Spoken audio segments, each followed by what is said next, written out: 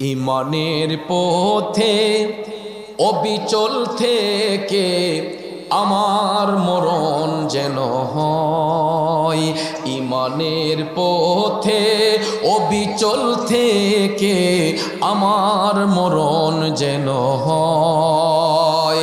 এ বন্ধু, আমাদের ঈমান হলো রাহমাতাল লিল আলামিন, ঠিক না বেঠিক? ওই নবীর সঙ্গে যার সম্পর্ক থাকবে গো, ওই ব্যক্তি পৃথিবীর যেই কোনো প্রান্তে থাকুক না কেন, আল্লাহর গোটা জগতের খবর রাখতে পারে কি পারে না? এই জন্য আসে কয় ইমানের পথে অবিচল থেকে আমার মরণ যেন হয়। হযরতে উসমান বললেন, ভাই আপনি বলুন রাসূল আপনাকে কিসের কারণে পাঠিয়েছেন? তখন ওই ভদ্রলোক ডাক দিয়া কয়, আমি গরিব মানুষ, নবীজির কাছে কিছু সাহায্য চাইতে গিয়েছিলাম। তখন রাসূল বললেন, আপনার কাছে আসার জন্য, এবার আপনি আমারে কিছু দেন। হযরতে উসমান তখন লক্ষ্য করে দেখলেন অনেক দূরে ওনার একটা উটের কাফেলা বাণিজ্য করে আসতেছে। অনেক দূরে একটা সরু রেখা, একটা রেখার মতো দেখা যায়। তখন হযরত উসমান ওই ভদ্রলোককে বললেন, ভাই দেখেন তো, ওই যে একটা সরু রেখা দেখা যাচ্ছে, এটা কি আপনার দৃষ্টিগোচর হচ্ছে? তখন ওই ভদ্রলোক কয়, হুজুর এটা তো একটা উটের কাফেলা আসতেছে। তখন হযরত উসমান ক্লিয়ার হলেন, ভাইয়ার আমার, একটা কাগজের মধ্যে লিখিত দিয়া হযরত উসমান ওই গরিব লোকটারে কাগজটা হাতে দিয়া বললেন, আপনি একটা কাজ করেন, ওই যে উটের কাফেলাটা আসতেছে, যেই সেনাপতি এই উটের কাফেলার নেতৃত্ব দিচ্ছেন, ওই সেনাপতির কাছে আপনি আমার কাগজটা দিয়ে বলবেন আমাকে হযরতে উসমান পাঠিয়েছেন।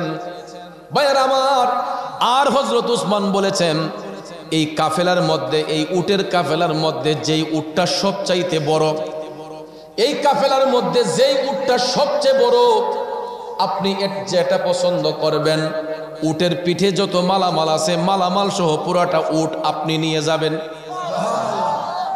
কাগজটা হাতে লইছে, লইয়া রাস্তা দিয়ে হাঁটতেছে। আর এই গরিব মানুষে মনে মনে ভাবতেছে, কয় দেহ না কারবারটা, হেবার আমার উট দিয়ালা, কত দূরে উটের কাফেলা, কার উট, এবার আমার উট দিয়ালা, যে বেটা বালিযুক্ত খেজুর জমা আর তুলা উইরা যায় জালের ছিদ্র দিয়ে এইটারে টুকায়, লেমের সইতা বাড়াইছে দীক্ষা কর্মচারীর পদায়, হে বেটা আমারে এমন কিপটা বেটা আমার উঠ দিয়ে লাইব। এরপরেও কয় যাক, কাগজটা যেহেতু দিছে একটু দেয়া দেখি না। হাইটা হাইটা হাইটা সামনে যাইয়া উটের কাফেলা যখন সামনের দিকে এগোচ্ছে, এই গরিব মানুষ ভদ্রলোক কাফেলার কাছে যাইয়া সেনাপতিকে কাগজটা দিয়ে বলল, আমাকে হযরতে উসমান পাঠিয়েছেন। কাগজের মধ্যে লেখা দেখা ওই সেনাপতি তো বুঝে ফেলছে সত্যি এটা হযরতে উসমানের হাতের লেখা, ঠিক না বিঠিক? আমার ভাইয়েরা, এবার সেনাপতি বলে, আপনি দেখেন এখান থেকে কোন উটটা আপনার পছন্দ হয়। তখন ওই লোকটা কাফেলার উটগুলা দেখতেছে, দেখতে দেখতে দেখতে তার নজর চলে গেছে সামনের উটটার দিকে। যেই উটটা কাফেলার একদম সামনে, এই সামনের উটের দিকে তার নজর চলে গেছে। তখন সেনাপতিকে ডাক দিয়া বলল, এই উটটা আমার পছন্দ হয়েছে, এটাই আমাকে দিয়ে দেন।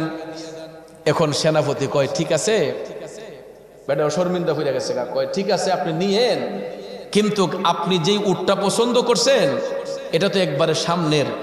কয় আমাদের নিয়ম হলো যে যেটা সামনে থাকে পিছনের গুলা এটারই অনুসরণ করে, যেই উটটা সামনে থাকে পিছনের উটগুলা তারে অনুসরণ করে হাঁটে। এখন আপনি যদি এটা লাইন থেকে সরাইয়া নেন তাহলে বাকি উটগুলা এটার পিছনে চলে যাবে। তার চেয়ে বরং আপনি আসেন উসমানের বাড়িতে, হযরত উসমান যদি আপনাকে দিয়ে দেন, এটা আমার কোনো আটকানোর সুযোগ নাই, আপনি তখন নিয়ে যাইয়েন। সত্যি সত্যি ভাইয়ার আমার, ওই ভদ্রলোক কয় তাইলে চলুন, বাড়ি তো খুব নিকটে। উটের কাফেলা নিয়ে যখন হুজরা শরীফের কাছে আসা হইল, হযরতে উসমান বললেন, কি ব্যাপার, ওনাকে উট দেন নাই? সেনাপতি ডাক দিয়া কয়, হুজুর ও উসমান জন্নুরান, ওই ভদ্রলোক এমন উটটা পছন্দ করছে যে উটটা একদম সামনের কাতারে। হুজুর যদি এটা তাকে দিয়া দেয় পিছনের যেই বাকি উটগুলো আছে প্রত্যেকটা উট তো এটাকে অনুসরণ করে, এটাকে অনুসরণ করে এটার পিছু নিবে। হযরত উসমান ডাক দিয়া বললেন, খবরদার, আপনি দিলেন না কেন? যদি ওই উট ওই ভদ্রলোক পছন্দ করে থাকে, বাকি উটগুলা যদি এটাকে অনুসরণ করে, তাইলে বুঝে রাখবেন আমার আল্লাহ প্রত্যেকটা উট ওই ভদ্রলোকের জন্য কবুল করে নিয়েছেন। আল্লাহু আকবার, ইয়া রাসূলুল্লাহ, জিন্দাবাদ জিন্দাবাদ। আল্লাহু আকবার। পরের জায়গা পরের জমি ঘর বানায়া আমি রই, আমি তো সেই ঘরের মালিক নই। পরের জায়গা পরের জমি ঘর বানায়া আমি রই, আমি তো সেই ঘরের মালিক নই। সেই ঘরখানা যার জমিদারি, আমি পাই না তাহার হুকুম জারি। পাই না জমিদারের দেখা, পাই না জমিদারের দেখা, মনের দুঃখ কারে কই, আমি তো সেই ঘরের মালিক নই। পরের জায়গা পরের জমি ঘর বানায়া আমি রই, আমি তো সেই ঘরের মালিক নই। কথা বলেন ঠিক না বেঠে? এ বন্ধুরা আমার, বাবাজিরাও, কেমন দানশীল ব্যক্তি ছিলেন হযরতে উসমান। ও বন্ধুরে, ভদ্রলোক বলতেছেন যে যদি আল্লাহ তাআলা তাকে পছন্দ করে থাকেন, আর ওই ভদ্রলোক যদি সামনের উটটা পছন্দ করে, বাকিগুলা যদি তার পিছনে যায়, মনে রাখতে হবে প্রত্যেকটা উট আল্লাহ তাআলা তার জন্য কবুল করে নিয়েছেন। এই একটারও মালিকানা আমার কাছে নাই, প্রত্যেকটা উটের মালিকানা তাকে দিয়ে দিলাম। তখন হযরত উসমান ডাক দিয়া বললেন, ভাই আপনি একটা কাজ করেন, সবগুলা উট আপনি নিয়ে যান। আরো জোরে কন্যা সুবহানাল্লাহ। অথচ ভাইয়ার আমার, দেখেন আমাদের দেশের দানশীলদের অবস্থা। এ বন্ধু, সম্পদ কখনো রিজার্ভ করে রাখতে নাই। সম্পদ আজকে আছে, কালকে নাও থাকতে পারে, আর ওই সম্পদ একদিন আমার আপনার জন্য কাল হইয়া যাবে। যদি হারাম পথে সম্পদ অর্জন করে চলে যান, এই সম্পদ কোনোদিন আমার আপনার আপন হবে না, বরঞ্চ এটা আমার আপনার জন্য আযাব হবে। বলতে পারেন কেমনে? ও বন্ধু, চিন্তা করে দেখেন বাবাজিরা, যদি খোদাই না করুক এই মুহূর্তে এখানে আমার আপনার মরণটা হইয়া যায়। একদিন আগেও আমরা ঘরের মধ্যে দামি দামি খাট পালঙ্গের মধ্যে আরাম করেছি, বিদেশি কম্বল ছেলে বিদেশ থেকে পাঠাইছে, কম্বল দিয়া ঘুমাইছি। কত সুন্দর বিছানার চাদর, কত সুন্দর গালিচা, এত আরাম করে ঘরের মধ্যে শুইলাম, বিছানার মধ্যে শুইলাম। খোদাই না করুক এখানে যদি আমার আপনার মরণটা হয়, ডেড বডিটা যখন বাড়িতে নেওয়া হইব, তখন দেখবেন বক্স পালঙের উপরে আমার আপনার নিতর দেহটা রাখা হবে না। সঙ্গে সঙ্গে দেখবেন বারান্দার রুমে নাইলে ড্রয়িং রুমের একটা সাইডে খাট থাকলে খাটটারে বাইর করা হয়, মাটির উপরে বা পাক্কার উপরে আমার আপনার নিতর দেহটা। যদি কাপড় একাধিক থাকে, এই রুমালটা খুলে ফেলা হবে, এই যে শীতের কাপড়টা খুলে ফেলা হবে। কাফন পরানোর আগ পর্যন্ত পাতলা একটা কাপড় গায়ে থাকবে। যত কঠিন শীত থাকুক না কেন, পাতলা কাপড় দিয়ে নিতর দেহটারে ঘুরে রাখা হবে। এও বালিশ নাই, লেপ নাই, কম্বল নাই, বালিশ নাই, লেপ নাই, তুষক নাই। যদি বড় জোর দেওয়া হয়, পিঠের নিচে 3টা কলা গাছের টুকরা, কলা গাছের ঝাড় থেকে একটা কলা গাছ কাইটা 3টা টুকরো করে এটা শোয়াইয়া, এটা বিছাইয়া আমার আপনার দেহটারে কলা গাছের উপরে শোয়ানো হয়। এরপরে দেখবেন বড়ই পাতার গরম জল দিয়া গোসল দেওয়ানো হয়। ওই ব্যক্তিকে আপন দেশে পাঠাইবার জন্য একটা অনুষ্ঠানের আয়োজন করা হয়। আর ওই অনুষ্ঠানের আয়োজন করতে যাইয়া ওই ব্যক্তির গায়ের মধ্যে যেই পোশাকটা পরানো হইব, ওই পোশাকটা কেনার জন্য আশুগঞ্জ সদরে যাইতে হয় না, ভৈরব যাইতে হয় না, রাজধানী ঢাকা যাইতে হয় না, লালপুরের বাজারটাই যথেষ্ট। অথচ দেখেন এই লালপুরের মধ্যে কত শিল্পপতি আছে, কত বড় লোক আছে। ঈদের মার্কেট করার জন্য আশুগঞ্জের বাজার পছন্দ হয় না, ভৈরব বাজার পছন্দ হয় না, রাজধানী ঢাকা অনেকের পছন্দ হয় না, চলে যায় বিদেশে, সিঙ্গাপুর, মালয়েশিয়ায়। কিছু কিছু বড় লোকে কয় আমার ফুতে দেশের কোনো কাপড়ই ভিন্ন না, জুতাটাও বিদেশ থেকে আনন্দ লাগে। কথা কোন ঠিক নেই? আমার বাংলাদেশে এমনও শিল্পপতি আছে, ধনাঢ্য ব্যক্তি আছে, যার প্রতিদিনের গোসলের পানিটাও সুইজারল্যান্ড থেকে আনা হয়।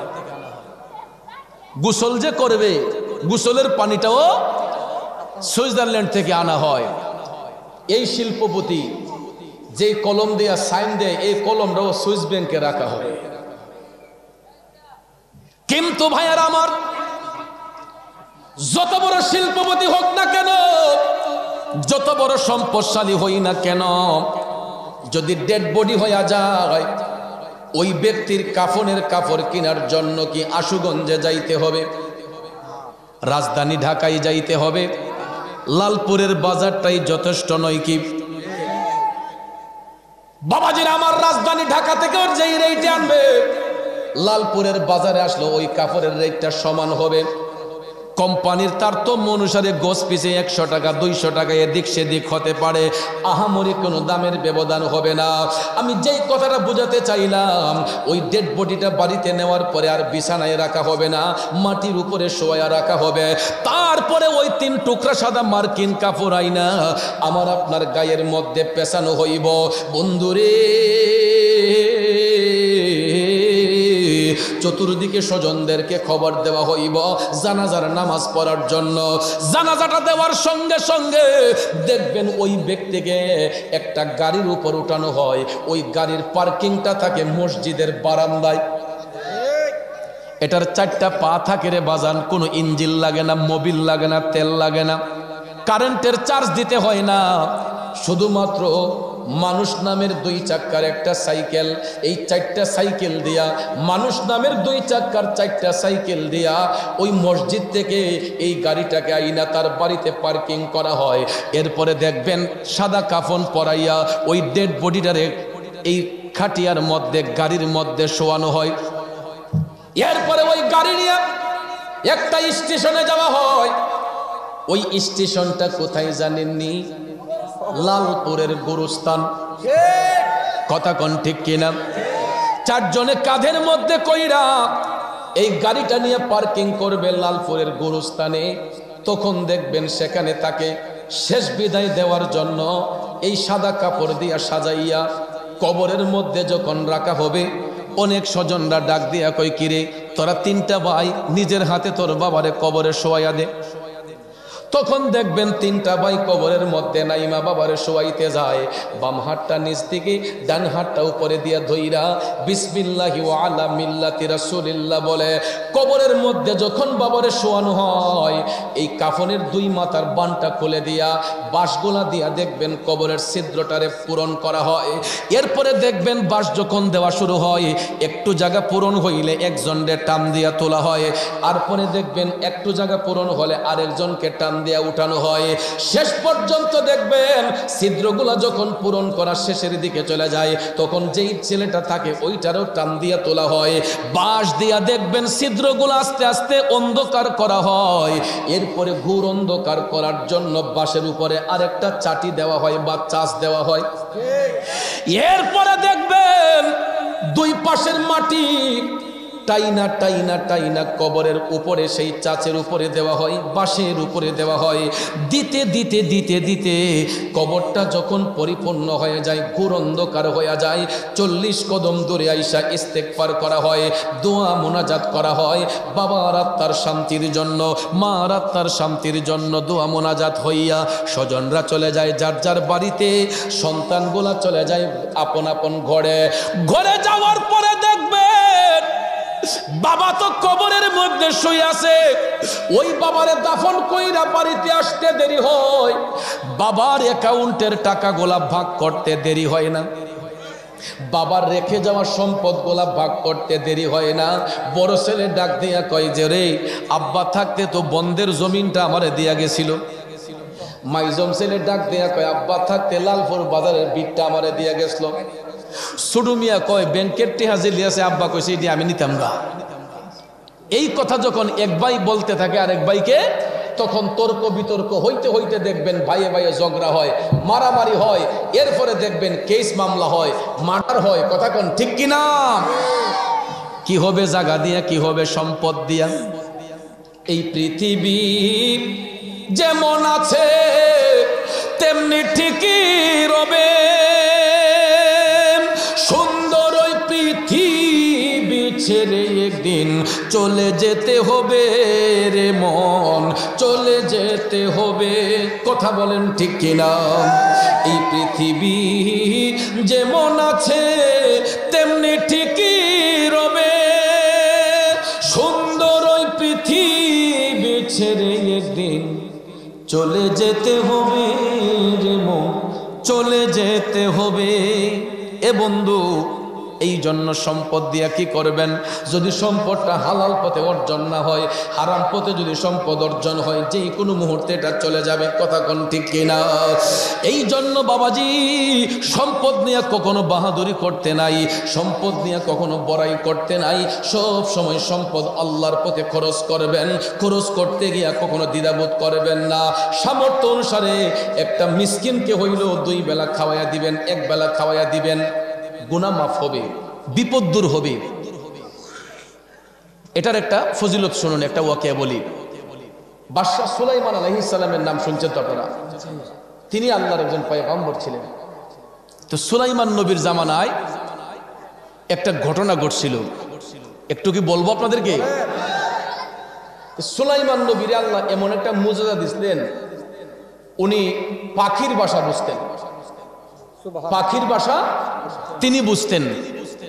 তো ওনার জামানায় ওনার এলাকায় এক ভদ্রলোকের বাড়িওয়ালার বাড়ির সাথে একটা গাছের মধ্যে পাখি আইসা বাসা বাঁধছে। তো আমাদের বাড়ির গাছে পাখি বাসা বাঁধে না? দুরূদ শরীফ পড়েন, আল্লাহুম্মা সাল্লি আলা সাইয়্যিদিনা।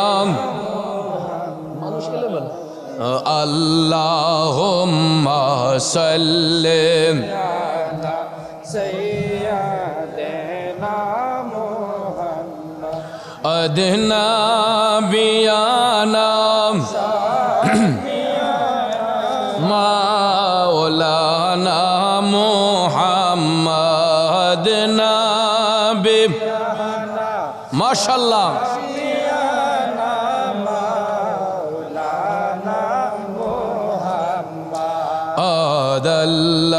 আল্লাহুম্মা সাল্লি আলা সাইয়্যিদিনা মুহাম্মদ নবিয়ানা শাফিয়ানা মাওলানা মুহাম্মদ।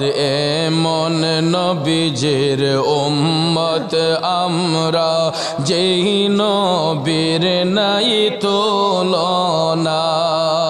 যাহার উপর দুরূদ বেজেন দয়াল প্রভু রব্বানা।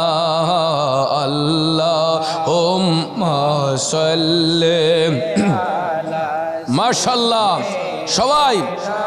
মুহাম্মদ নবী শাফিয়ানা মাওলানা মুহাম্মদ নবিয়ানা মাওলানা মুহাম্মদ নবিয়ানা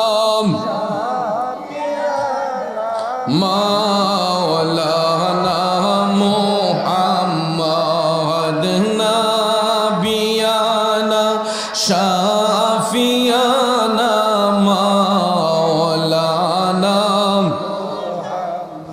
বাবাজিরা আমার, তো যেই কথাটা বলতে চেয়েছিলাম, তো পাখি বাসার মধ্যে ডিম দিছে। আমার আপনার বাড়ির গাছে অনেক সময় পাখির বাসা থাকে না? অনেক সময় দেখবেন যে একটু টেট না, এটি পাখির বাসা থেকে ডিম আইনা খাইয়া লায়, আর নাইলে বাচ্চাগুলা নিয়ে আসে, আনে না? এগুলো ছোটবেলা অনেকেই করে, কিন্তু এটা করা উচিত না। তো সুলাইমান নবীর জামানায় এক ব্যক্তির বাড়ির সাথে একটা গাছ ছিল, গাছে পাখির বাসায় ডিম দিছে। এখন ডিম যে দিছে এই লোকে আর লোভ সামালতে পারে না, প্রতিদিন কি করে বাসা থেকে ডিম গুলাই না সে খাইয়া ফেলে। একদিন, 2 দিন, 3 দিন যখন বাসার ডিম গুলাই এনে খেয়ে ফেললো, পাখি মনের ব্যথায় উইরা উইরা চলে আসলো সুলাইমান নবীর কাছে। বাদশা সুলাইমান, আপনার এলাকার মধ্যে আমি উড়ে উড়ে বেড়াই। সুলাইমান নবী ডাক দিয়ে কই, পাখি রে, কি ব্যাপার, তোমাকে এত ব্যথিত দেখা যাচ্ছে কেন? পাখি ডাক দিয়া কই, বাদশা সুলাইমান, আমি মনের মধ্যে অনেক ব্যথা নিয়ে আসছি আপনার কাছে। কি রে পাখি, কি ব্যথা তোমার মনে?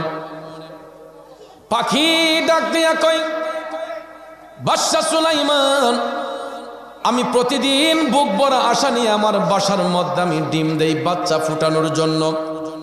আমি বাসার মধ্যে ডিম দেই বাচ্চা ফুটানোর জন্য, কিন্তু যেই বাড়িওয়ালার বাড়ির সামনে গাছ, ওই বাড়িওয়ালা এই গাছের দাবি নিয়া প্রতিদিন আমার বাসা থেকে ডিমগুলা এনে খেয়ে ফেলে, আমি আর বাচ্চা দিতে পারি না। সুলাইমান নবী ডাক দিয়া কয়, ঠিক আছে, আমি কালকেই ওই বাড়িওয়ালাকে ডাইকাই না বারণ করে দেব, আর যেন কোনোদিন তোমার বাসা থেকে ডিম না খায়। তখন তো পাখি সান্ত্বনা পেয়েছে, কয় ঠিক আছে, পাখি চলে গেছে। সুলাইমান নবী ওই বাড়িওয়ালাকে ডাক দিলেন। ডাক দেওয়ার সঙ্গে সঙ্গে বাড়িওয়ালা যখন আসলো, সুলাইমান নবী বললেন, তুমি তো একটা অন্যায় করেছ। কয় কি হুজুর? তখন বাদশা সুলাইমান বলতেছেন, পাখি বুক ভরা আশা নিয়ে বাসার মধ্যে ডিম দেয় বাচ্চা ফুটানোর জন্য, তোমার গাছের মধ্যে পাখি বাসা বাঁধছে, এটা তো তোমার আরো খুশির বিষয়, তুমি তাকে আশ্রয় দিয়া রাখবা। তুমি তার বাসা থেকে ডিমগুলা খেয়ে ফেললে সে তো আর বাচ্চা দিতে পারে না। সুলাইমান নবী বললেন, আমি তোমাকে নিষেধ করতেছি, আর কোনোদিন তুমি পাখির বাসা থেকে ডিম আইনা খাইবা না।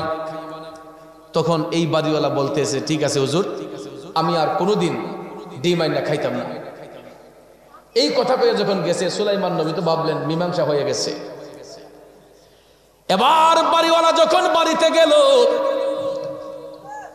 হঠাৎ করে ঘর থেকে বের হইয়া গাছ দিকে তার মনে হয়ে গেছে ডিম আনবে, কারণ তার নজর উফরে, ঠিক না বেটি? কারণ তার তো লোভ সামালতে পারতেছে না, তার নজর কিন্তু গাছের মধ্যে। কয়েকটা দেখি আজকে ডিমটা দিছিনি। বাড়িওয়ালা গাছ বাইয়া উঠল, পাখির বাসার দিকে তাকাইয়া দেখতেছে পাখি বাসার মধ্যে ডিম দিয়েছে। এখন তো ডিম দেখা সে আর লোভ সামালতে পারে না। কই সুলাইমান নবী তার দেখে না, ডিমটি খাইয়া নাই, আজকে খাইয়ালে আর খাইতাম না। সে কি করছে, আবার বাসা থেকে ডিম গুলাই না সুন্দর করে খেয়ে ফেলছে। পাখি উড়ে যখন বাসার মধ্যে আসলো, আয়েশা যখন দেখে তার ঘরে ডিম নাই, সঙ্গে সঙ্গে পাখি উইরা আবার সুলাইমান নবীর কাছে যাইয়া কই, বাদশা সুলাইমান, কি বিচার করলেন আপনি, কি শাসন করলেন? আজকেও তো সেই ব্যক্তি ডিম খেয়ে ফেলছে। সুলাইমান নবী বলেন, কি বলো? কয়, হ্যাঁ, আপনি নিষেধ করার পরেও আমি ডিমগুলা রাখতে পারছি না, ডিম দিছিলাম বাচ্চা ফুটানোর জন্য, কিন্তু ওই বাড়িওয়ালা ডিমগুলা খেয়ে ফেলছে। সুলাইমান নবী একটু রাগান্বিত হয়ে গেলেন। বাদশা সুলাইমান রাগান্বিত হইয়া পাখিকে বললেন, তুমি অপেক্ষা করো। সাথে সাথে সুলাইমান নবী একটা জিনকে আহ্বান করলেন। জিন ডাক দেওয়ার সঙ্গে সঙ্গে জিন সুলাইমান নবীর কাছে আইসা হাজির হয়ে গেছে। জিন আইসা সুলাইমান নবীর সালাম দিয়া বলল, হুজুর, কি আদেশ পালন করুন, কি আদেশ, আমাকে আদেশ করুন, আমি পালন করতে রাজি। সুলাইমান নবী বললেন, আজকে তোমাকে একটা কাজ করতে হবে। জিনে কয়, কিতা কাজ? সুলাইমান নবী বলে, দেখো, পাখি বাসার মধ্যে ডিম দেয় বাচ্চা ফুটানোর জন্য, কিন্তু যেই বাড়িওয়ালার গাছে সে বাসা বাঁধছে, ওই বাড়িওয়ালা প্রতিদিন বাসা থেকে ডিম গুলাই না খাইয়া ফেলে। এখন জিনে কয়, হুজুর, আমি কি করতে পারি? সুলাইমান নবী বললেন, তুমি আজকে একটা কাজ করবা, তুমি গাছের মাঝে উঠে বসে থাকবা, সে যদি বাসার থেকে ডিম আনতে যায়, তুমি গাছের উপর থেকে ডেক্কা দিয়ে ফেলাই দিবা, যাতে আর কোনোদিন সে পাখির বাসা থেকে ডিম আনতে না পারে। জিনে তো অর্ডার পাইছে, পাইয়া হুজুর ঠিক আছে, আও, দেখি তার কেমন সাহস। জিন আদেশ পাইল, সুলাইমান নবী নির্দেশ দিলেন যদি আর কোনোদিন সে পাখির বাসা থেকে ডিম আনতে যায়, জিনকে বললেন তুমি তাকে ধাক্কা দিয়ে ফেলে দিবা। এই আদেশ যখন জিন পাইল, জিন বলতেছে হুজুর আমি আপনার আদেশ পালন করব। পাখি খুশি হয়ে আসে বাসায় চলে গেল। এবার দেখা যায় পরের দিন পাখি বাসার মধ্যে ডিম দিয়েছে, পরের দিন পাখি বাসার মধ্যে ডিম দিয়েছে। এখন বাড়িওয়ালার নজর তো গাছের মধ্যেই, ঠিক কিনা? জিন কিন্তু গাছের মধ্যে বসে আছে, বাড়িওয়ালা গাছে উঠবে আর তাকে ধাক্কা দিয়ে ফেলে দিবে। এমন সময় দেখা যায় সে যখন গাছে উঠার সিদ্ধান্ত নিল, ঠিক ওই মুহূর্তে ওই বাড়িওয়ালার ঘরের সামনে একজন ভিক্ষুক আইসা ভিক্ষার জন্য হাত দিছে, আমাকে কিছু খাবার দেন, আমাকে কিছু ভিক্ষা দেন। তখন ওই বাড়িওয়ালা ভিক্ষুকরে বসাইয়া তাকে ঘর থেকে খাবার দিয়া তার পেট ভরাইয়া দিছে, ভিক্ষুকরে খাবার দিছে। আবার ওরে বাদশা সুলাইমান নবীর কাছে আসলো, ও বাদশা সুলাইমান কি বিচার করলেন? আপনি না জিনকে আদেশ করেছেন ওই ব্যক্তিকে ধাক্কা দিয়ে ফেলে দেওয়ার জন্য, সে তো আজকেও আমার বাসা থেকে ডিম খেয়ে ফেলছে। সুলাইমান নবী বললেন আরে বলো কি পাখি? সাথে সাথে সুলাইমান নবী জিনকে ডাক দিলেন, এ জিন! জিন ডাক দেওয়ার সঙ্গে সঙ্গে হাজির হয়ে গেল। সুলাইমান নবী বললেন তোমার এত বড় সাহস, এত বড় স্পর্ধা, আমি তোমারে আদেশ করলাম কি তুমি করলা কি? তোমাকে আমি আদেশ করলাম কি তুমি করলা কি? তোমাকে না বলছিলাম ওই বাড়িওয়ালাকে ধাক্কা দিয়ে ফেলে দেওয়ার জন্য, তুমি দিলা না কেন? কই হুজুর আমি তো এক পায়ে দাঁড়ানো ছিলাম গাছের মধ্যে বাড়িওয়ালাকে ধাক্কা দেওয়ার জন্য, কিন্তু হুজুর আমি লক্ষ্য করে দেখছি ওই বাড়িওয়ালা যখন গাছের মধ্যে উঠবে ঠিক ওই মুহূর্তে তার দরজার সামনে একজন ভিক্ষুক আইসা ভিক্ষার জন্য হাঁক দিছিল। হুজুর ওই বাড়িওয়ালা ঘরের মধ্যে ওই ভিক্ষুকরে বসাইয়া পেট ভরে খাওয়াইয়া তাকে কিছু নজরানা দিছে। তখন নজরানা দিয়া যখন সে গাছে উঠতেছে আমি তাকে ধাক্কা দিব, এই মুহূর্তে আমি দেখলাম হুজুর পূর্ব এবং পশ্চিম প্রান্ত থেকে দুইজন ফেরেশতা আইসা আমারে এমন জোরে ধাক্কা দিছে পৃথিবীর এক প্রান্ত থেকে আরেক প্রান্ত নিয়ে আমারে উড়াইয়া ফালাইছে। হুজুর পূর্ব এবং পশ্চিম প্রান্তের দুইজন ফেরেশতা আইসা আমি জিনকে ধাক্কা দিয়ে পৃথিবীর এক প্রান্ত থেকে আরেক প্রান্ত ফেলে দিয়েছে। ওই ব্যক্তি ভিক্ষুকরে দান করার কারণে আল্লাহ তাআলা তাকে মুসিবত থেকে বাঁচাইয়া দিছে। এই কথা যখন সুলাইমান নবী শুনলেন সঙ্গে সঙ্গে বাদশা সুলাইমান ওই বাড়িওয়ালারে ডাক দিলেন, ডাক দিয়া বললেন এ বাড়িওয়ালা তোমার নসিব বড় ভালো রে। কই হুজুর কেন? কই তুমি আজকে মহা বিপদ থেকে বেঁচে গেছো। কই হুজুর কেমনে? কই তুমি তো প্রতিদিন পাখির বাসা থেকে ডিম আইনা খাও, আমি তোমারে না করার পরেও নিষেধ করার পরেও তুমি আমার নিষেধ মানো নাই। আমি পরিশেষে জিনকে আদেশ দিয়েছিলাম জিন যেন তোমাকে গাছের উপর থেকে ধাক্কা দিয়ে ফেলে দেয়, কিন্তু তোমার নসিব এই কারণে ভালো তুমি যখন গাছে উঠবা ওই মুহূর্তে তোমার দরজার সামনে ভিক্ষুক আইসা হাজির হয়েছিল। তখন এই বেটার তো মনে হয়ে গেছে আসলে তো আমি তো ভিক্ষুকরে ভিক্ষা দিছি খাওয়াইছিলাম।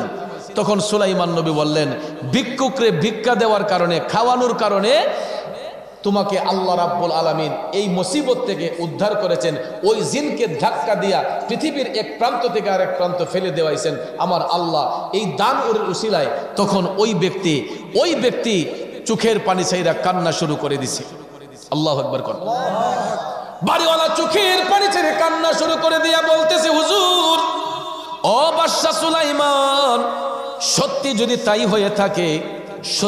তাই হয়ে থাকে আমি আপনার সঙ্গে ওয়াদা করতেছি একটু ভিক্ষুকরে খাবার দেওয়ার কারণে তাকে কিছু দান করার কারণে আল্লাহ যদি এত মুসিবত থেকে আমারে বাঁচাইয়া থাকে তাইলে হুজুর আমি ওয়াদা করতেছি আজকের পর থেকে আমি আমার গাছ কেন অন্য কারো গাছে যদি পাখি বাসা বাঁধে তারপর আমি আজকের পর থেকে কোনো পাখির বাসা থেকে কোনোদিন ডিম আইনা খাইব না।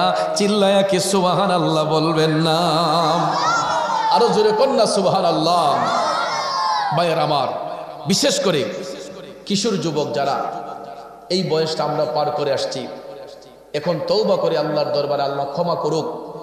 অনেক সময় পাখির বাসা থেকে ডিম আইনা খাইছি আমরাও, পাখির বাসা থেকে বাচ্চা গোলা নিয়ে আসছি। অনেক সময় পাখি উইরা গাছের ডালে বেড়াইতেছে, দেখা যায় গোলাল দিয়ে শিকার করছি, ইয়ারগান দিয়ে পাখি মারছি, কিন্তু এটা ঠিক নয়। কারণ হালাল বস্তু যেগুলো আল্লাহ পাক আমাদের জন্য জায়েজ করেছেন, গৃহপালিত পশুর মধ্যে হাঁস, মুরগ, গরু, ছাগল, দুম্বা, খাসি, ভেড়া, এগুলো আমরা খাইতে পারি 100 বার। এগুলো আল্লাহ পাক আমাদের জন্য হালাল করেছেন। কিন্তু পাখি শিকার করা অ্যাকচুয়ালি ঠিক না। পাখি শিকার করা এটা ঠিক না। কারো বাচ্চার মায়া কিন্তু সবারই আছে। অনেক সময় পাখি রিজিকের তাল্লাশে গাছের ডালে ডালে উড়ে। অনেক পাখির বাসার মধ্যে ছোট্ট বাচ্চা থাকে যেইগুলা ডানা মেলে উঠতে পারে না। অনেক পাখির বাসায় ডিম থাকে, পাখি দিয়ে বাচ্চা ফুটাবে। যেরকম ভাবে 10 মাস 10 দিন আমরা মায়ের পেটে একটা আবরণের মধ্যে বেষ্টন থাকি, ঠিক না বেঠিক? ঠিক আকাশের পাখিটাও সে বাসার মধ্যে বাচ্চা রেখে অনেক সময় রিজিকের তাল্লাশে অনেক গাছের মধ্যে গিয়ে ডাকাডাকি করে, তাল্লাশ করে খাবার। তারপরে দেখবেন পাখিও মুখে খাবার আইনা তার বাচ্চার মুখে দেয়। দেখছেন না? আমরা ছোটবেলা দেখতাম পাখি উড়ে উড়ে, বাবুই পাখি বলেন, বুলবুলি পাখি বলেন, যতই পাখি বলেন, শালিক পাখি বলেন, মুখের মধ্যে খাবার আইনা ওই খাবারটা বাচ্চার মুখে দিত।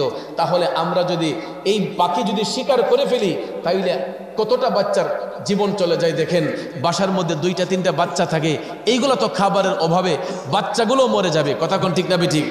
এই জন্য ভাইয়ার আমার, পাখি শিকার করা যাবে না।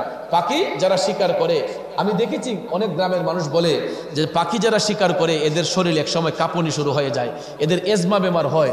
এই জন্য ভাইয়ার আমার, কারণ এরা তো জান হরণ করে, পাখির দেহ থেকে জান কেড়ে আনে। এই জন্য তার জানটা এমন একটা সময় আসে তার শরীরগুলো দুর্বল হয়ে যায়, কাঁপুনি শুরু হয়ে যায়।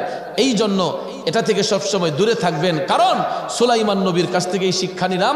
কারণ পাখির ভাষা বুঝতেন, পাখির মনের ব্যথা ওনার কাছে এসে বলতো। এই জন্য দেখবেন পাখি হচ্ছে প্রকৃতির সুন্দর। কথা কোন ঠিক না ঠিক? প্রকৃতির সুন্দর কিন্তু পাখি। আমরা পাখি নিধন করার কারণে অনেক বাড়ির গাছে দেখবেন এখন পাখি পাওয়া যায় না। অনেক শহরে দেখবেন এখন কাক পাওয়া যায় না। কাক পাখি কিন্তু আমরা মেরে ফেলতাম, তাড়াইয়ে দিতাম, কিন্তু আমাদের ফেলে দেওয়া ময়লাগুলা কিন্তু ওই কাক পাখিগুলা খেয়ে ফেলছে। কথা কোন ঠিক না বেঠিক? এটা পরিবেশ দূষণ করে নাই, পরিবেশকে আরো শোষণ করেছে। কাক পাখিগুলা উড়ে এসে পরিবেশগুলা শোষণ করেছে, ময়লাগুলা খেয়ে ফেলছে, ময়লাগুলা অনেক দূরে নিয়ে দিচ্ছে। এই জন্য ভাইয়ের আমার, পাখি কখনো মারতে নাই। পাখি হচ্ছে প্রকৃতির সুন্দর। প্রত্যেকের বাড়িতে গাছ লাগাবেন, প্রত্যেকের বাড়িতে গাছ লাগাবেন।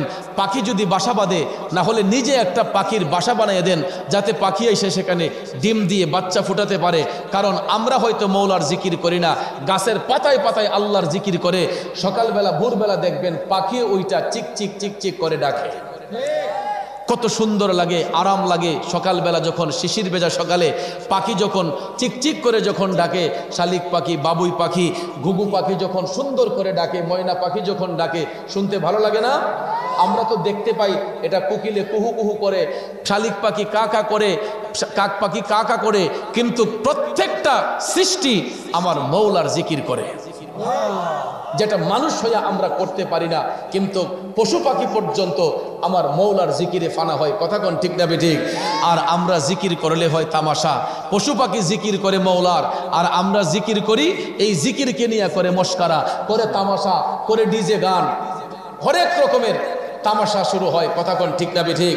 এই জন্য ভাইয়ের আমার, বন্ধুরা আমার, কখনো এসব করতে নাই, কখনো এসব করতে নাই। তাইলে সুলাইমান নবীর কাছ থেকে শিক্ষা নিলাম, আমরা মানুষের জন্য, মানুষের কল্যাণে থাকবে। ভিক্ষুককে ভিক্ষা দিবেন, ঘরে যদি আসে পারলে তাকে 5 টাকা দিবেন, পারলে তাকে 1 মুষ্টি চাল দিয়ে দিবেন। এরপরে বলবেন না যে মাফ করো, চলে যাও। ভিক্ষুককে তাড়াইয়া দিবেন না, কারণ ভিক্ষুককে ভিক্ষা দিলে আল্লাহ রাব্বুল আলামিন বিপদ দূর করে। সত্যিকারের ভিক্ষুক যারা, মিসকিন যারা, এদেরকে যদি আপনি সামান্য খাবারও দান করেন, এটার দ্বারাতে বিপদ মুক্ত হয়। এই জন্য আল্লাহর পথে যারা খরচ করে, আল্লাহর দেওয়া সম্পদ আল্লাহর পথে যারা খরচ করে, আল্লাহ রাব্বুল আলামিন এদের বিপদ আপদ দূর করে, এদের মধ্যে আল্লাহর রহমত নাজিল করে, আল্লাহ রাব্বুল আলামিন তাদের সম্পদ পবিত্র করে। তাহলে আমরা কি আমাদের সম্পদ পবিত্র রাখতে চাই না? কথা কোন চাই না? একটা কথা মনে রাখবেন, মন ভাঙ্গে না মসজিদই ভাঙ্গে, ভাঙ্গে আমার আল্লাহর ঘর, ভাঙ্গে আমার আল্লাহর ঘর, মন মন্দিরে আল্লাহর বাড়ি, ব্যথা দিস না তার ভিতর। মন ভাঙ্গে না মসজিদই ভাঙ্গে, ভাঙ্গে আমার আল্লাহর ঘর, মন মন্দিরে আল্লাহর বাড়ি, ব্যথা দিস না তার ভিতর। কথা বলেন ঠিক কিনা? এ বন্ধু, মানুষের দিলের মধ্যে আঘাত করা আল্লাহর কাবা ঘরে আঘাত করার শামিল। এই জন্য মানুষ মানুষের জন্য, টাকা পয়সা সম্পদ হয়ে গেলে মানুষকে ভালোবাসতে শিখুন। আর অর্থ সম্পদ নাও যদি থাকে, সব সময় আল্লাহর কাছে সবর অর্জন করুন। কারণ আল্লাহ রাব্বুল আলামিন বলেন, কুলিল্লাহুম্মা মালিকাল মুলকি তুতিল মুলকা মান তাশা ওয়া তানজিউল মুলকা মিম্মান তাশা। আল্লাহ কয়, হাবিব আপনি জগৎবাসীরে বলে দেন, আমি আল্লাহ সমস্ত রাজ্যের মালিক। আমি আল্লাহ চাইলে কাউকে রাজত্ব দিতে পারি, আমি আল্লাহ চাইলে কারো কাছ থেকে রাজ্য কেড়ে নিতে পারি। ও বন্ধুরা আমার, বাবাজিরা, রাস্তাঘাটে হাইটা দেখবেন অনেক সময় বলি, আহারে অমুক 5টা বাড়ির মালিক আছিল, এখন রাস্তার ভিখারি হইছে। আবার দেখবেন কিছু কিছু কথা বলি, যা খাইতো হয়েছে না, ও আমরা বাইত মুনি দিছে, ওহন 5 তলা বাড়ির মালিক হয়ে গেছে গা। কই কি কই না যে হারা জীবন আমরা বাইত মুনি দিছে, ওহন বেটা কোটি টাকার মালিক হইছে। আবার অনেক কোটিপতি আছে, রাস্তার ভিখারি হইছে। এটা আমরা মুখে বলি, আসলে মুখের কথা নয়, এটা কোরআনের কথা, ঠিক কিনা? এটা কোরআনের কথা। আল্লাহ বলেছেন, সমস্ত রাজ্যের মালিক আমি আল্লাহ। আমি যদি ইচ্ছে করি কাউকে রাজত্ব দিতে পারি, আমি আল্লাহ ইচ্ছে করলে রাজত্ব কেড়ে নিতে পারি। এই জন্য রাব্বুল আলামিন বলেন, ওয়া তুইজ্জু মান তাশা ওয়া তুযিল্লু মান তাশা বিয়াদিকাল খাইর। আমি আল্লাহ ইচ্ছে করলে কারো ইজ্জত বাড়াইয়ে দিতে পারি, আমি আল্লাহ চাইলে কারো ইজ্জত কাইরা নিতে পারি। তাইলে ইজ্জত সম্মান দেওয়ার মালিক কে? জোরে বলেন, মালিক কে? আমি যদি সারাদিন চেষ্টা করি ইজ্জত অর্জন করার জন্য, আল্লাহ যদি আমার ইজ্জত বাড়ায় না দেয়, আমি কি নিজে নিজে ইজ্জত বাড়াতে পারবো? সম্মান বাড়াতে পারবো? তাইলে এটা বলে রাখবেন, কেউ কারো ইজ্জত বাড়াইতেও পারে না, কমাইতেও পারে না। ইজ্জত দেওয়ার মালিক একমাত্র কে? সম্মান দেওয়ার একমাত্র মালিক কে? এই জন্য ভাইয়ার আমার, হতে পারি আমরা গরিব, হতে পারি মধ্যবিত্ত, হতে পারি যে কোনো সিচুয়েশনের, সবসময় ইত্তাকুল্লাহ, আল্লাহকে ভয় করতে হবে, সবসময় আল্লাহর জিকির করতে হবে, সবসময় আল্লাহর ইবাদতে নিজেকে নিয়োজিত রাখতে হবে। তাইলে দেখবেন ইহকালে শান্তি হবে, পরকালও মুক্তি হবে। কারণ দুনিয়াটা আমার আপনার চিরস্থায়ী নয়। মারা যাবার পরে শূন্য হাতে 3 টুকরা কাফন পরাইয়া আমাদেরকে কবরের মধ্যে রাখা হবে। কথা কোন ঠিক না বেঠিক? আর ওই কবরে রাখার পরে সবাইরই মাটি চাপ দিবে, সবাইরই মাটি চাপ দিবে। তবে মুমিনদেরকে ভিন্ন, মুমিন ব্যক্তিদেরকে কবরে রাখার পরে মাটি এমনভাবে চাপ দিবে, মায়ের কোলে সন্তান যেই রকম আগলে থাকে, মায়ের কোলে সন্তানটা যেই রকম মা সন্তানটারে বুকের সাথে মিশাইয়া রাখে। আমার মদিনার কামলিওয়ালা নবী বলেছেন, মুমিন ব্যক্তিকে কবরে পাঠাইলে পরে কবরের মাটিগুলা ওই মুমিনকে এইভাবেই আগলে রাখবে, যেই রকম মায়ের কোলে সন্তান মায়ের আঁচলে জড়াইয়া রাখে, এরকম ভাবে মাটি কবরবাসীদের মুমিনদের কবরটাকে এইভাবে বেষ্টন করে রাখবে। আর রাসূল বলেছেন, আযাব হবে ওই সমস্ত জাহান্নামী ব্যক্তিদের যারা দুনিয়ার মধ্যে ছলচাতুরি করেছে, যারা মানুষ খুন করেছে, মানুষের সঙ্গে প্রতারণা করেছে, বেবিচারি করেছে। ওই সমস্ত লোকগুলাকে আল্লাহ রাব্বুল আলামিন কবরে রাখার পরে দয়াল নবী বলেছেন, 2 পাশের মাটি তাদেরকে এমনভাবে চাপ দিবে, মাটির চাপে ডান পাজরের হাড়গুলা বাম পাজরে যাবে, বাম পাজরের হাড়গুলা ডান পাজরে যাবে।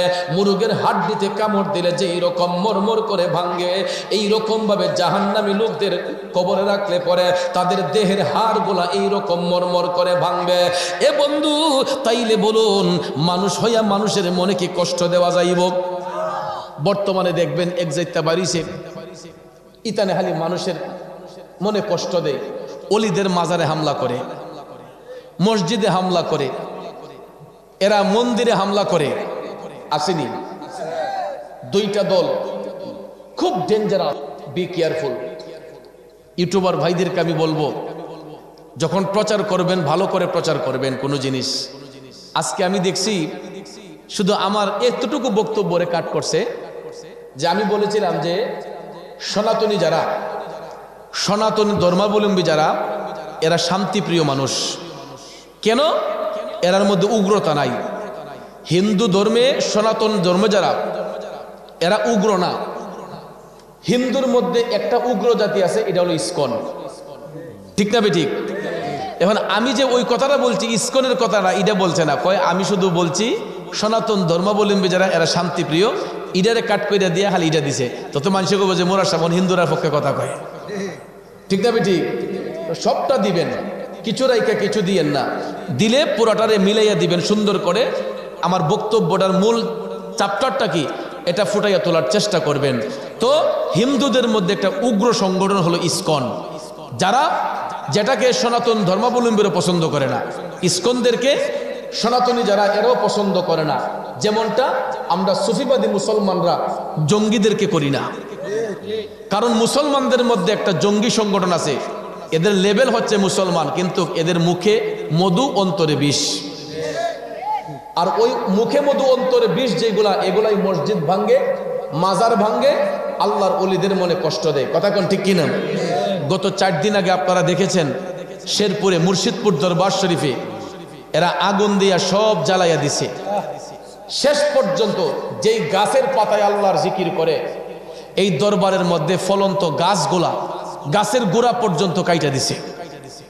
তারপরে গরু, ছাগল, ধুম্বা, খাসি, বেড়া এইগুলা পর্যন্ত চুরি করে নিয়ে গেছে। আপনারা বলেন, আমি দুষ করলে আমার সাথে মোকাবেলা করেন, গরু ছাগলে দুষ করছে কি? এটা তো হাওয়ান জিনিস। আমি দুষ করতে পারি, আমার সাথে মোকাবেলা করেন, গাছ বৃক্ষ দুষ করছে কি? আমি দুষ করতে পারি, আমার সাথে মোকাবেলা করেন, আল্লাহর ঘর মসজিদে অপরাধ করলো কি? আমি দুষ করছি, আমার মোকাবেলা করেন, মসজিদের মিম্বরে দুষ করছি কি? আমি দুষ করছি, আমার সাথে মোকাবেলা করেন, ঘরের টিনের চাল নিয়ে যাবেন কেন? এইগুলা যারা করে প্রকাশ্যে, এরা চুন্না ডাকাত। চুন্না ডাকাত এটা তো দিনের আলোতে করেছে, রাতের অন্ধকারে নয়। দিনের আলোতে এই রকম নিকৃষ্ট কাজ যারা করে, এরা কখনো ইসলামের বন্ধু হতে পারে না। এরাই হচ্ছে এজিদের চেলা, এরাই হচ্ছে আবু জেহেলের অনুসারী, এরাই হচ্ছে ইসলামের দুশ্মন। কথা কোন ঠিক কিনা? এই সমস্ত উগ্রবাদী লোকদের কাছ থেকে সবসময় নিজের ঈমান আমলকে হেফাজত করতে হবে। কথা বলেন। এই সমস্ত উগ্রবাদীদের থেকে সবসময় নিজেকে সেফ করে রাখতে হবে, আর না হলে বর্তমান সময়ে ঈমান রাখা খুব কঠিন হয়ে যাবে। আমার রসুল বলেছেন, এমন একটা ফিতনার জামান আসবে, আমার উম্মতের ঈমান রাখাটা হাতের মধ্যে জ্বলন্ত আংরা রাখলে পরে যেমন কষ্ট হবে, আমার উম্মতের ঈমান রক্ষা করাটা এর চাইতে বেশি কঠিন হবে। এই জন্য ভাইয়ার আমার, লাফালাফির দিন শেষ, কিচ্ছা কাহিনীর দিন শেষ।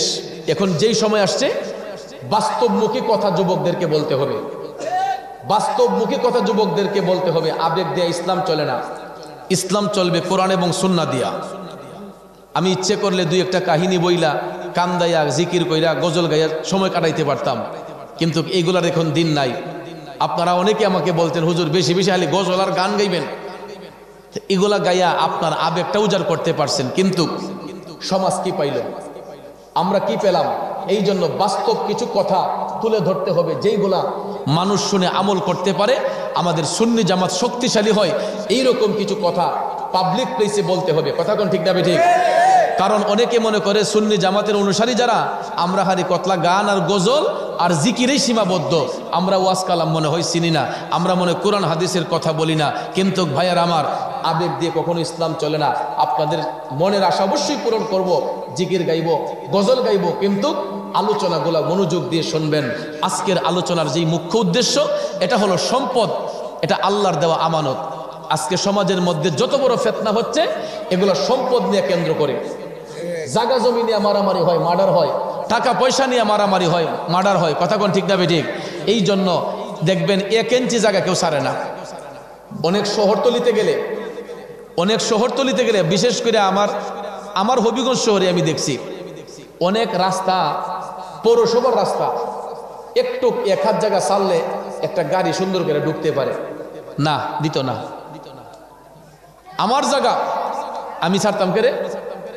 আরে মিয়া, এই জায়গাটাকে আপনি কবরে নিয়ে যাবেন? আমার জায়গা যদি আমার মালিকানায় থাকে, কিন্তু এটার দ্বারা তো আরেকজন ভাইয়ের কষ্ট হইতেছে। কথা কোন? আরেকটা মানুষের 10 জনের 1000 জনের কষ্ট হইতেছে, তো আমি যদি এক হাত জায়গা সাইরা যদি 1000 জনের কষ্টটা লাঘব হয়, তাহলে এই একটা হাত জায়গা সারলে তো আমার আহামরি কিছু নষ্ট হবে না। কথা কোন ঠিক না ঠিক? অনেক শহরতলিতে দেখলাম ড্রেনের উপর দিয়ে রাস্তা। ভৈরব শহরে আমি দেখছি, কমলপুরে আমি যখন যেখানে যেই বাসায় যাই, আমার একটা আস্থান আছে এখানে ভৈরবে, কমলপুর বাসটা রেব অফিসের অপোজিটে। তো আমি গিয়ে দেখি ড্রেনের উপর দিয়ে রাস্তা, শুধু ড্রেন, পাক্কা ড্রেনের উপর দিয়ে রাস্তা। একটা মানুষ মারা গেলে যে একটা লাশ দিয়ে বের হবে, এই জায়গাটুকু ওরা রাখে নাই।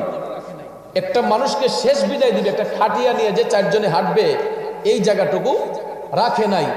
মানুষ জায়গারে এত প্রাধান্য দিছে, এক ফুট জায়গা করে ছাড়লেও রাস্তাটা মোটামুটি 3 ফুট হয় বা 3.5 ফুট হয়, একটা মানুষ চলাচল করতে পারে, 2টা মানুষ ক্রস হইতে পারে। কিন্তু আমি জুমার দিনে যাই যে অনেক সময় লজ্জা লেগে যায়, একটা মানুষ ক্রস হইলে এভাবে সাইড হইয়া তাকে সাইড দিতে হয়। তো এটা আসলে কোন সমাজে আমরা থাকবো, কোন সমাজে বাস করব? এই জন্য আমার আলোচনার যে মূল বিষয়টা আজকে, যে জায়গা জমি অর্থ সম্পদ এগুলো চিরস্থায়ী নয়, এগুলো ক্ষণস্থায়ী, আজকে আছে কালকে নাও থাকতে পারে। এই জন্য ভাইয়ের আমার, সম্পদ নিয়ে কখনো বড়াই করতে নাই। এই জন্য আল্লাহর পথে খরচ করবেন, দান করবেন। এই যে প্রবাসী যুবকরা, এরা কিন্তু অনুদান দেওয়ার কারণে আজকে এই মাহফিলটা এত সুন্দর হয়েছে, ঠিক না ঠিক? এই প্রবাসী বাঙালিগুলা যদি বিদেশ থেকে টাকা না পাঠাইতো, তাহলে আমরা মাহফিলও আবার মাহফিল হইতো না। এই বাংলাদেশ এখন একজনের মাথা আরেকজনে ফাটাইতো। যে একটা বর্তমান পরিস্থিতি বাংলাদেশে, যদি বিদেশের টাকাগুলো না আসতো, তাহলে আমরা একজন আরেকজনের মাথা ফাটাইতাম। কারণ পেটে খাবার নাই, বাধ্য হইয়া রাস্তায় ডাকাতির নাম লইলে, বাধ্য হইয়া চুরি কর লইলে। একমাত্র আমার প্রবাসী রেমিটেন্স যোদ্ধারা দেশে টাকা পাঠানোর কারণে এখন পর্যন্ত আমাদের পরিবারগুলো সচ্ছল আছে। 2টা ডাল ভাত খাইয়া আমরা চলতেছি। কিন্তু বিদেশিরা যদি টাকা পাঠানো বন্ধ করে দেয়, তাহলে আমাদের চলা আর সম্ভব হবে না। কাজেই প্রবাসীদেরকে সম্মান দিবেন, এদেরকে ইজ্জত দিবেন। এই প্রবাসীদের টাকায় আজকে মসজিদ হচ্ছে, মাদ্রাসা হচ্ছে, বড় বড় সেবামূলক কাজ, কবরস্থানের কাজ হচ্ছে, ঈদগার কাজ হচ্ছে, একমাত্র প্রবাসী ভাইদের অনুদানের কারণে। কথা কোন ঠিক না ঠিক? আজকেও যে মাহফিলটা হচ্ছে, গিয়ে দেখেন ঘুষ করে বিদেশিরা টাকা পাঠিয়েছে, অনেক দিছে না ভাই? অনেক প্রবাসীরা এই টাকা দেওয়ার কারণে আজকে এই মাহফিলটা এত সুন্দর হয়েছে। এই জন্য প্রবাসীদেরকে ইজ্জত দিবেন, তাদেরকে মূল্যায়ন দিবেন, প্রবাসী ভাইদের জন্য দোয়া করবেন। কারণ আমি একটু আগে শুরুতেই বলেছি যে বিদেশে থাকলে অনেক সময় মা মারা যায়, বাবা মারা যায়, ইচ্ছে থাকা সত্ত্বেও জানাজা পড়তে পারে না, বাবার জানাজায় অংশগ্রহণ করতে পারে না। এই জন্য ভাইয়ের আমার, সবসময় প্রবাসীদের জন্য অন্তর খুলে দোয়া করবেন। আল্লাহ রাব্বুল আলামিন যেন আমাদের সবাইকে যেন কবুল করেন। আমরা সবাই বলি আমিন। একটু কিয়ামে মুস্তফা করব, তারপর ইনশাল্লাহ আমরা জিকির করব ইনশাল্লাহ, ঠিক আছে? ফেরেশতোं की सलामी देने वाले फौज पढ़ते थे सैयदा हजरत माँ आमिना सुनते थे तो आवाज आती थी या नबी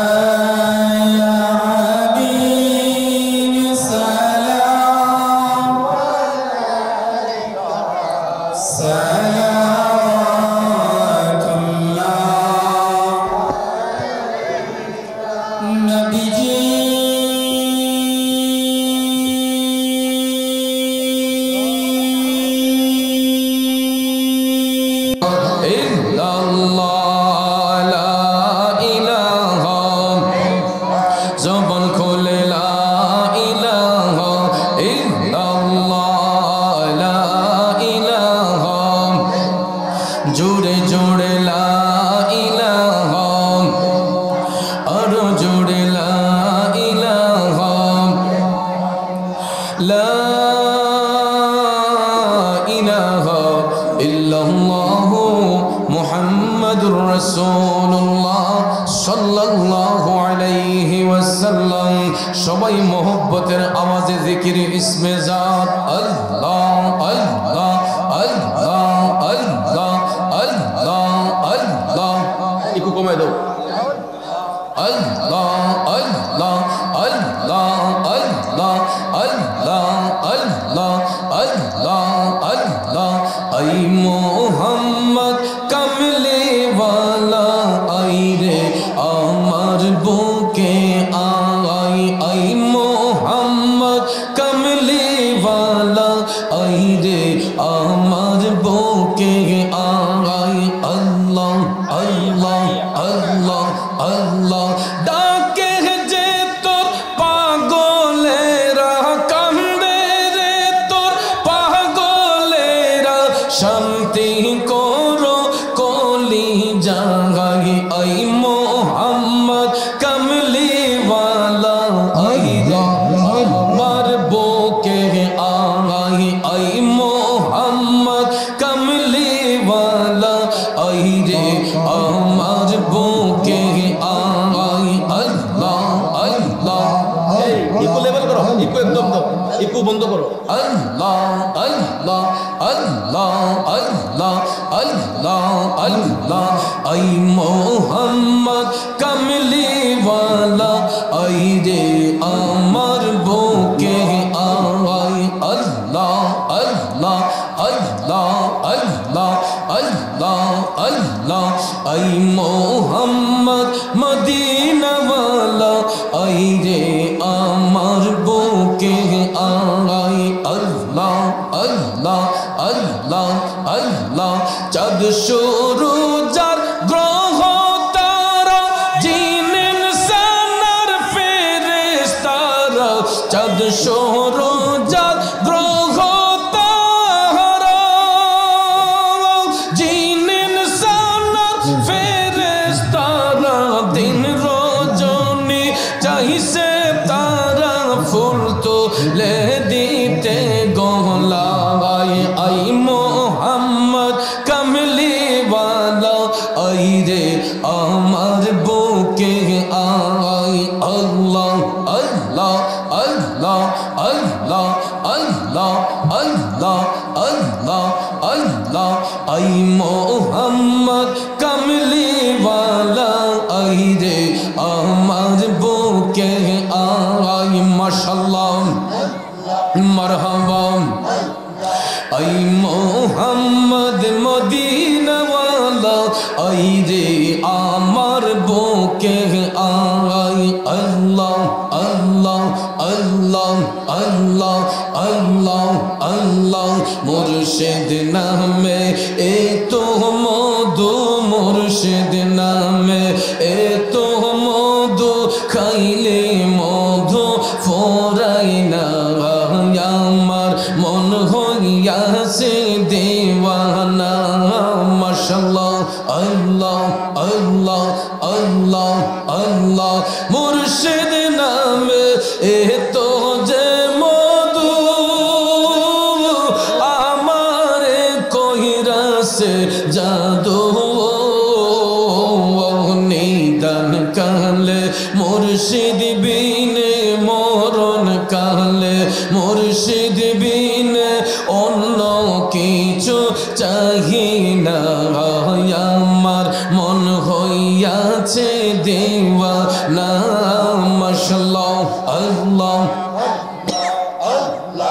আল্লাহ আল্লাহ আল্লাহ আল্লাহ আল্লাহ মুর্শিদ নামে এ তো মধু মুর্শিদ নামে এ তো মধু খাইলে মধু ফোরাই না আমার মন হইয়াছে দেওয়ানা মাশাআল্লাহ আল্লাহ আল্লাহ আল্লাহ আল্লাহ আল্লাহ আল্লাহ আল্লাহ আল্লাহ দয়াল পরশ মনি গো মুর্শিদ পরশ মনি গো লোহারে বানাইলো কাঞ্চা সোনা মাশাআল্লাহ আল্লাহ আল্লাহ জোরে জোরে আল্লাহ আল্লাহ আল্লাহ আল্লাহ মুর্শিদ নামতে যে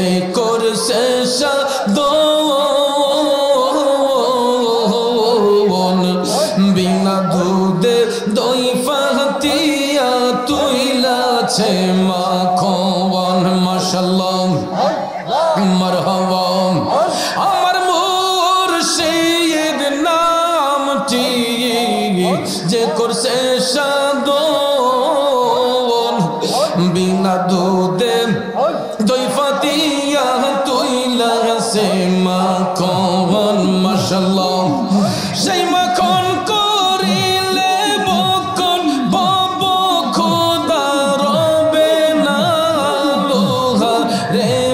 নাইল কাঞ্চা সঙ্গ নাই আমার দয়া পরশ মনি গো মুর্শিদ পরশ মনি গো লোহা রে বানাইল কাঞ্চা সঙ্গ না মারহাবা আল্লাহ আল্লাহ আল্লাহ আল্লাহ আল্লাহ আল্লাহ আল্লাহ আল্লাহ আল্লাহ আল্লাহ আল্লাহ মুর্শিদ পরশ মনি গো লোহা রে বানাইল কাঞ্চা সোনা মাশাআল্লাহ আল্লাহ আল্লাহ আল্লাহ আল্লাহ আল্লাহ আল্লাহ আল্লাহ আল্লাহ আল্লাহ আল্লাহ লোহা রে বানাইল কাঞ্চা সোনা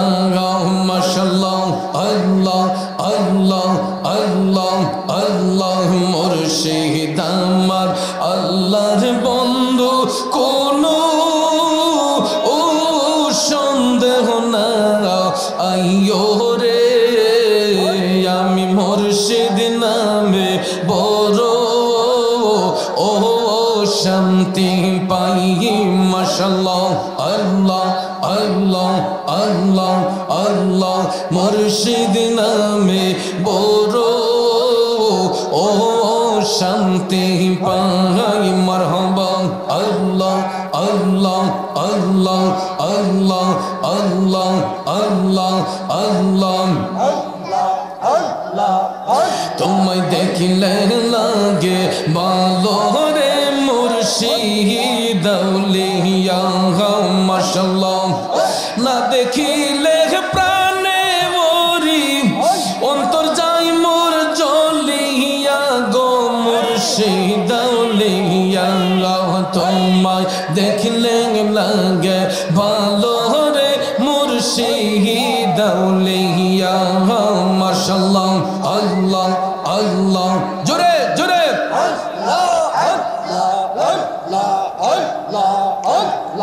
আল্লাহ আল্লাহ আল্লাহ আল্লাহ ও মুর্শিদ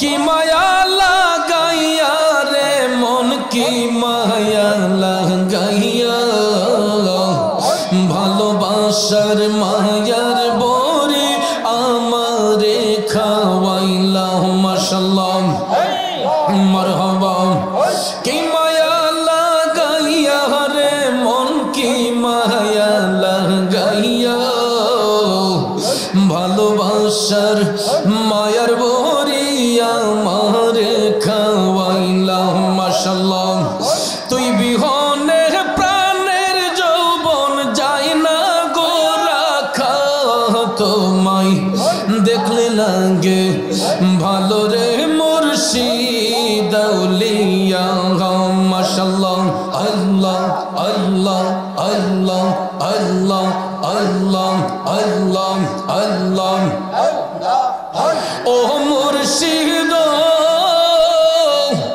চোখের আড়াল হইলে রে মন বাঁচি না পরানে মনে লয় যাব দিয়া মরি জ্বলন্ত আগুনে মাশাআল্লাহ মারহাবা চোখের আড়াল হইলে রে মন বাঁচি না পরানে মনে লয় যাব দিয়া মরি জ্বলন্ত আগুনে মাশাআল্লাহ সোনার জীবন অঙ্গার হইব তোমায় না পেলে তোমায় দেখলে লাগে ভালো রে মুর্শিদ আউলিয়া মাশাআল্লাহ আল্লাহ আল্লাহ আল্লাহ আল্লাহ আল্লাহ আল্লাহ আল্লাহ আল্লাহ দেখলে লাগে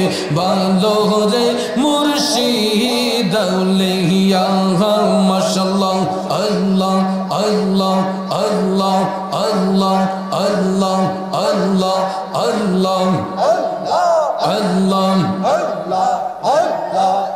মুর্শিদ আউরে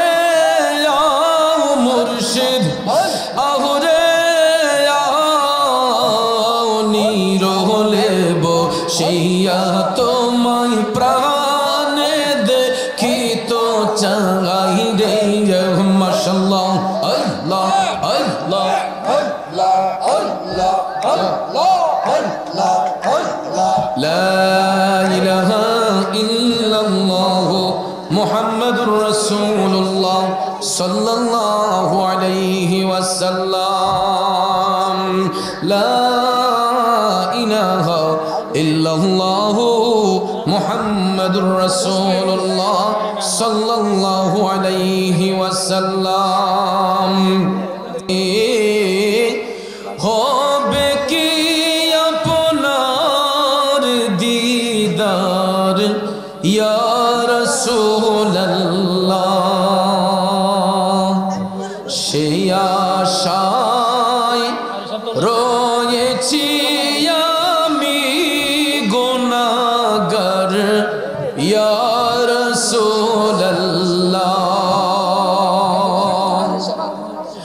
জাহানে যেদিকে তাকাই দরদি আর তো কেহ নাই দরদি আর তো কেহ নাই আপনি যে এই গোলামদের হন মদদগার ইয়া রাসূলুল্লাহ